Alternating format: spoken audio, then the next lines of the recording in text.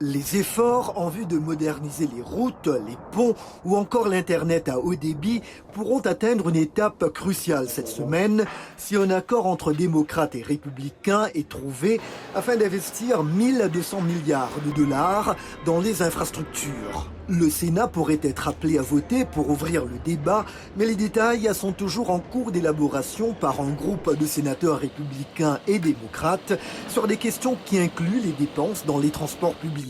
Pour le sénateur Rob Portman de l'Ohio, principal négociateur républicain au sein du groupe bipartite, le plan représente un moment rare, apte à indiquer que les deux partis politiques peuvent faire des compromis afin de faire avancer les choses. C'est donc avant tout une bonne chose à faire pour le pays, mais c'est aussi quelque chose qui a fait l'objet d'un processus de recherche, de consensus bipartisan que nous devrions faire davantage dans cette ville.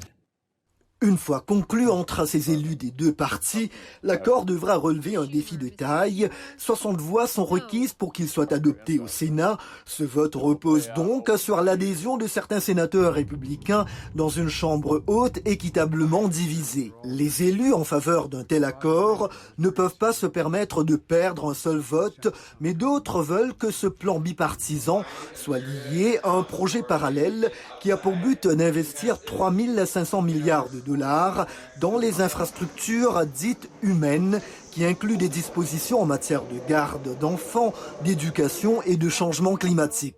La démocrate Nancy Pelosi, présidente de la Chambre des représentants, a déclaré qu'elle ferait examiner le plan bipartisan uniquement après l'adoption par le Sénat du plan d'investissement de 3 500 milliards de dollars. Elle est d'avis que le Sénat peut le faire par le truchement d'un processus appelé réconciliation, un moyen de promulguer des lois sur les impôts, les dépenses et d'autres mesures financières avec une majorité simple dans cette Chambre.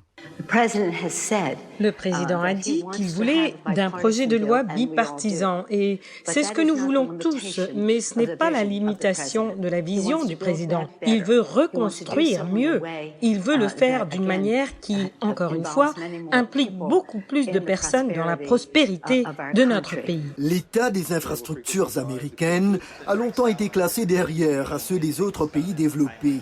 Avec les plans d'investissement parallèles, les dirigeants du pays, y compris le président Joe Biden, un démocrate, sont appelés à voir si les deux partis peuvent s'unir pour faire avancer les choses. Le temps presse car les deux chambres du Congrès vont entamer une pause estivale en août.